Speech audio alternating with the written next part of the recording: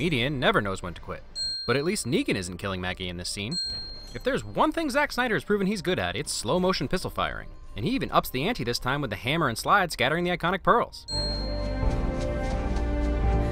No big surprise that Zimmer Score is ridiculously fantastic. Not even talking about each main character's theme yet. The in-between moments are beautiful. The music is something that sets the DCEU apart and elevates it above the rest. We've seen it countless times by now, but Snyder still injects some new poetic life into the death of the Waynes.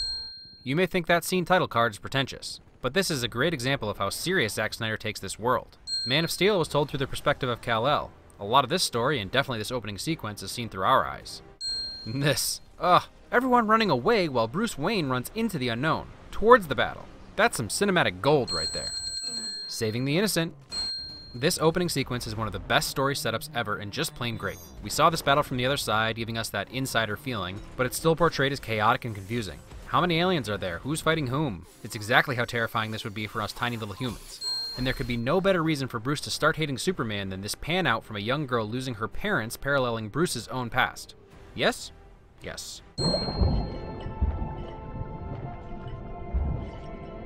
And now coming back to Zimmer's Man of Steel score, tying the two films together with more ethereal underwater weightlessness. They did not tell me the interview was with a lady.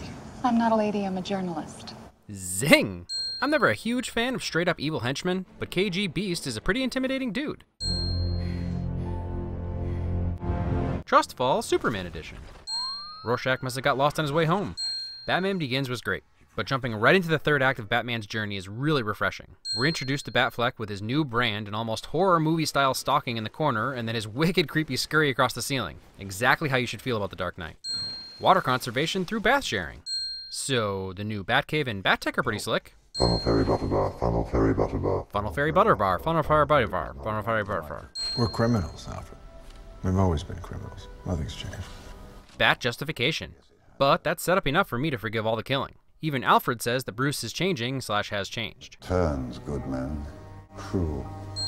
One fairly large point of contention is old Mark Zuckerberg himself. Personally, I think his over-the-top, slightly mentally unglued personality is a breath of fresh air compared to what everyone would expect from Lex. And Rocky is radioactive. He's almost a statement against the somberness of the other characters, stomping around like he owns the place. Since he pretty much does, considering the vast number of things he orchestrates to get a god and the world's best detective to battle it out. And Lex's theme is another perfect fit for the power-hungry, fearless, cherry jolly rancher loving psychopath he is. Watch yourself over there in Gotham. Don't let him take your lunch money. Apparently, Perry hasn't seen this. I'm not a cop. I'm a reporter. Amazing the things you might think people wouldn't care about. But spending some time with Clark Kent journalisting it up gives us some Clark time and adds to his growing concern over the Gotham Bat. Tiny detail, but I love this little glimpse into the strategist that Batman is. Just by observing, he notices a weakness in an opponent that completely turns the tide of the fight. The magical thinking of orphan boys. I'm blocking the import license for your mineral. Credit where credit is due. Luthor's quirky, upbeat facade cracks and twitches to that news, and Eisenberg plays it exceptionally well. Few things here. How fitting is it that the World Engine is the sound that haunts Bruce Wayne's dreams? Next, my interpretation of what emerges from Martha's crypt is the manifestation of Alfred's warnings and Bruce's subconscious fear of the Bat taking over control. Or just Man-Bat? And for that, he was given a thunderbolt. True! And I personally wholeheartedly believe this to be pretense. He has clear social anxiety, and he uses the semblance of extroversion as a cover for how sinister he actually is. Also, for those confused by his motivations, he spells them out right here. The bittersweet pain among men is having knowledge with no power, because that is paradoxical, and, Superman Supermaning. And another beautiful scene scored so subtly and elegantly. A Superman saving people montage is the fastest way to fail to make up for his supposed negligence in Man of Steel. Wait, let me try that again. A Superman saving people montage is the fastest way to somehow still piss off the fanboys. Jim, who wrote this? Neil deGrasse Tyson is always a win. How come Dad never left Kansas? You let him die in a tornado. Jim, seriously, who's been messing with my script? Shameless, Snyder. Shameless. But I love Watchmen. Also, both these articles are about exactly what they say they're about. Are filmmakers starting to listen to Jeremy and Chris? Because I have some great videos for you that all start with Dear Hollywood if you're interested. I just have to point out how much of what is going on right now is being orchestrated by Luthor to pit our heroes against each other. Passing off one inmate about to be murdered as directed by Luthor pissing Soups off, to another inmate Wally who becomes the unwilling suicide bomber pissing Batman off. I can't even piss standing up. Now, Wally, this is important. I need you to say this exactly like it says in the script I wrote for you. But I'm really not so sure I can say piss to a senator. Trust me, it's an inside joke. She'll get it. Bruce the Creeper. But I've known a few women like you. I like that. It's actually a fair assumption given Selena Kyle, Pamela Isley, Miranda Tate, Harley Quinn. But she is right. Oh, I don't think you've ever known a woman like me. Another premonition, vision, dream, nightmare? Signaled by the World Engine sound. Does Batman get any cooler than in this trench coat? Another amazing long-take single cut from Snyder, showcasing just how solid and nearly unbreakable this Batman is. Batfleck, and possibly his stunt double, earned his spot in this universe with this one set piece. The nightmare sequence works on multiple levels. For the casual moviegoer, it's Bruce's worst fears realized and a manifestation of what he believes about Superman. Scary stuff. For the comic fan or the casual moviegoer willing to do a little research, it's the Flash warning Batman about the potential/alternate injustice future where Superman becomes a tyrant ruler. Whether it's just a nod to hardcore fans with Darkseid's Omega symbol and parademons, or a setup for the Justice League villain, I'm stoked. And a little bit of evidence that it wasn't just a bad dream are the papers still floating through the air. To destroy. No. This little knowing conversation and look between friends gives us such a sense of their history. Bravo to both actors. How many good guys are left? How many stayed that way? Again, I'm not trying to be crass, but since this film has been called confusing, I feel the need to point out these spoon-fed thematic lines. These are the questions this film asks. And while it's the main thing driving Batman to confrontation with Superman, Bruce is going to answer it about himself very soon. Yep. New Batmobile is dope. And this chase scene is one of the best, involving Batman with car crushing, some manslaughter, SUV shredding, and whatever you want to call this awesomeness aside. And then this happens. Listen to that operatic score build towards this first confrontation. I don't even... what more can you ask for? Do you bleed? You will.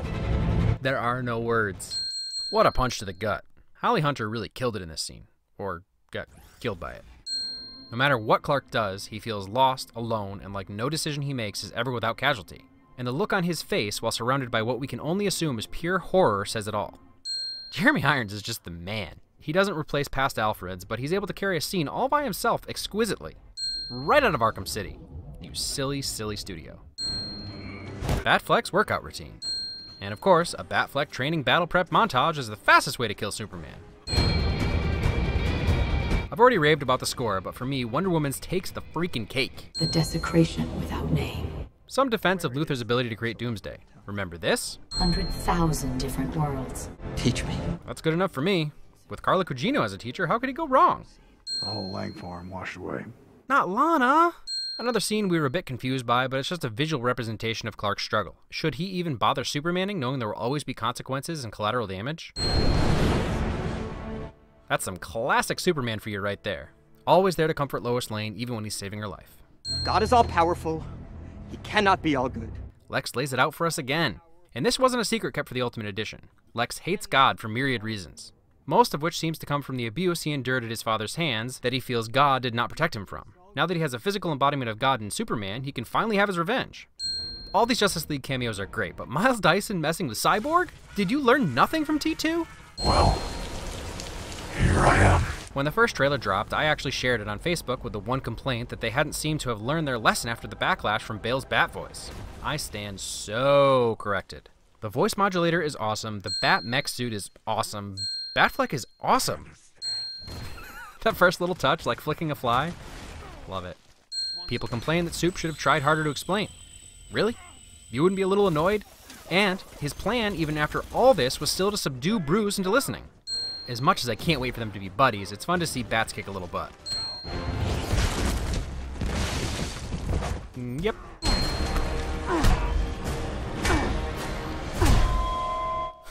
So good. You're letting him kill Martha. Here we go again. From what I can gather, this is the moment lots of people, especially the critics, turned off their brains. This is not my usual defense of the indefensible. This is plain as day fact. If you didn't get it, please pay attention now. Batman does not spare Superman because their mothers share the same name. Batman has spent 18 months obsessing over killing this alien who can destroy the Earth. You were never a god. You were never even a man. It isn't until Superman uses the name that the alien becomes humanized. At first, Batman becomes even more enraged because he thinks it's another trick. Once he realizes it's Clark's mom's name, he starts to understand that maybe they're not so different. He never considered the evil alien had a human mother, or let alone would be willing to die for her. Bruce couldn't save his mother. No matter how many goons Batman brands, he was a helpless kid when she was killed, just like Clark is now. He'll never be able to bring his Martha back. Now he has an opportunity for redemption. It literally has nothing to do with their mothers having the same name. That was just the spark that you can see snapping Bruce out of his kill rage that showed him Superman wasn't pure evil. With potentially his last breath, he asked his killer to save someone else. There's no argument. It's not confusing. It's not grasping at straws. It's in the narrative. It's the entire reason we were shown the murder of the Waynes one more time. This moment goes down as one of the biggest problems amongst the dissenters, when it's actually one of the most emotionally stirring and theme-appropriate scenes if you're paying attention. And the reason he decided to team up with Supes is because he's finally able to listen to logic now that the kill rage is gone.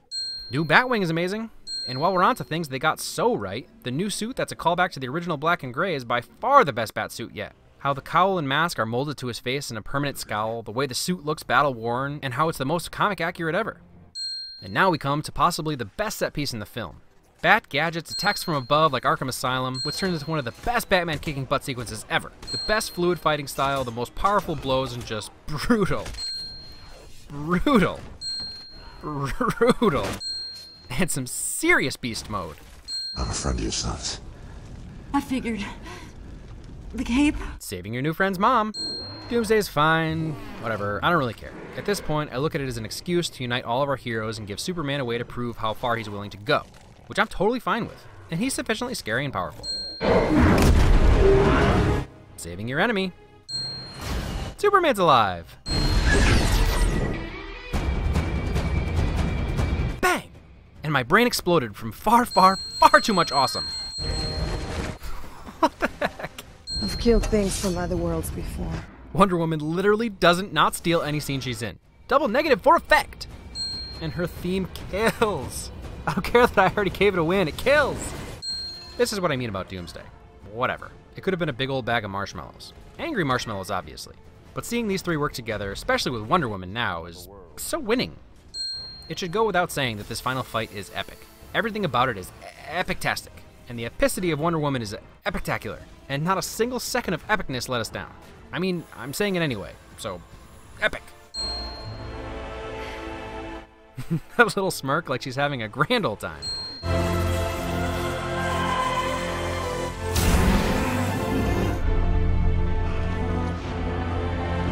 Now that's some teamwork. Self-sacrifice. Some of the most meaningful self-sacrifice ever. Even after this world rejects him, he still is willing to die for it because he believes This is my world. And whether he's dead for 5 years or 5 minutes, he still gave up his life to save humanity.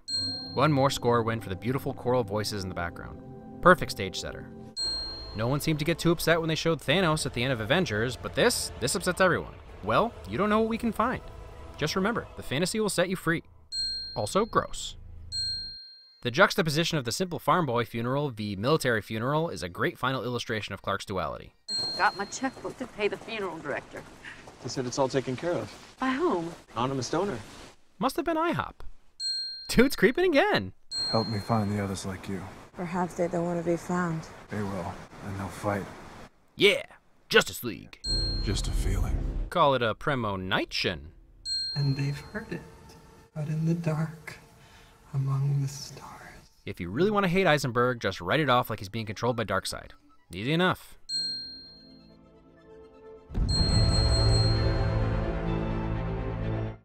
As you've realized by now, I chose the Ultimate Edition because, number one, I wanted to, and number two, this channel has always been about the great things that actors, directors, composers, cinematographers, and even the occasional producers do. Not the studios. The studio cut this film down from Snyder's vision and left it the theatrical mess it was. This version was the film we were meant to see.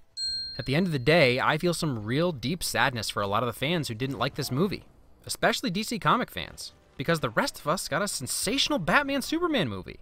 Oh, and just for fun, the best Wonder Woman representation. Moreover, call this a cop-out, but had this movie come out 10 years ago, everyone would have lost their minds. But we're so spoiled. We'd be hard-pressed to enjoy a simple beat-em-up Batman v Superman movie, not even mentioning the story-driven one we were given. I'm not saying it doesn't have flaws, and reusing characters that have been portrayed in the past is always a risk and always upsets some people. But the characterizations were unique and apropos of this universe. It came up in Man of Steel, but Superman is alone on this planet. Lois does the best she can, but ultimately this movie shows us how solitary he feels. This film was a perfect continuation from Man of Steel and how he dealt with the aftermath of those events, leading to his ultimate sacrifice for his foreign world he calls home. No one will ever forgive my joke about Batfleck at the end of my Man of Steel video. But none among you saw his performance coming. Obviously, he doesn't need any defending at this point. Batfleck was great. This Caped Crusader, on the other hand, gets some hate for a couple reasons. Killing and killing with guns are the biggest issues. And while Batman does occasionally kill in the comics anyway, I think the bigger puzzle piece here is the type of Batman we're actually getting and where he is in his journey. This is a war-hardened, jaded, grizzled, Robin-less, Joker-beaten Batman. His morality and the line between criminal and hero have blurred. That's his arc. It's the whole point. He spends the first half of the movie hunting Superman and planning his murder. Not to beat the dead Martha horse, but that was his turning point. He looked into the mirror and saw Joe Chill, or whoever killed his parents in this continuity. At that moment, he returns to the Batman we know and love, evidenced by sparing Lex and not even branding him. Lex was quirky and goofy and not the Lex we're used to. Again, although closer to some early comic incarnations, this was also his beginning. And if you don't understand Lex's motivations, they just couldn't have spelled it out more. He hated his father, he hates God, he believes the oldest lie in America to be that power can be innocent. And most importantly, he wants that power for himself. I'm sorry that his ultimate plan wasn't about real estate this time. Fingers crossed for next time. I'm not going to go too much deeper into the story, other than to say if you went into this expecting a relatively straightforward Marvel-type plot, just stop doing that. The DCEU is not the MCU. The DCEU is somber, I agree, but it's not without humor. Did you find the spear? I've been a little busy. Most of which comes from Batman and Alfred, but Superman had a few one-liners too. I don't know how to lose. You'll learn. There weren't multiple stories in this movie. Unless you want to call setting up the Justice League a separate story, but even that, Bruce is setting it up because he just witnessed Doomsday. So, the Superman sequel discussion of should there be a Superman and who watches the Watchmen was a direct setup for the Batman story. How far is Bruce willing to go until he realizes he's becoming the very thing he set out to stop? It's a line right out of Aaron Eckhart's version of Harvey Dent's mouth in The Dark Knight. You either die a hero or you live long enough to see yourself become the villain. No one stays good in this world. Could this have been 2 movies? Sure. Doesn't mean the story was difficult to follow. If nothing else, I hope this encourages you to go watch the Ultimate Edition if you haven't already. It is worth your time. In the end, we got a lot more of Lex's plan and how intricate it was with everything he set up and how he attempts to frame Superman and pit Batman against him. I also appreciate the extra motivation for Clark throughout his investigation of the Bat. While I stand by the theatrical is still a pretty decent movie, the studio removed some of the heart and really butchered a lot of the flow by just randomly moving scenes around, like this one. Since they cut Jenna Malone's scenes, they interspersed this bathroom scene in the middle of Batman's getting ready for the party scene. Just so bizarre. They just reordered random cuts. I really hope the studio learns from this next time and just releases the original cut. Take the loss of an extra showing and realize that the millions of dollars you forfeited from those immediate negative reviews would have been far made up by the tens of thousands of people who decided not to go to this movie based on a 27% Rotten Tomato score. Or ignore us and keep doing what you're doing. Obviously, Zack Snyder is just a hack. It's not like this is the 3rd time his vision for the movie has been the better version. Everyone totally loved Watchmen and Sucker Punch's theatrical versions. Totally. And I totally take back everything I said about my faith in Snyder and Goyer. Totally. But Batfleck, man, have you seen Reindeer Games? You will.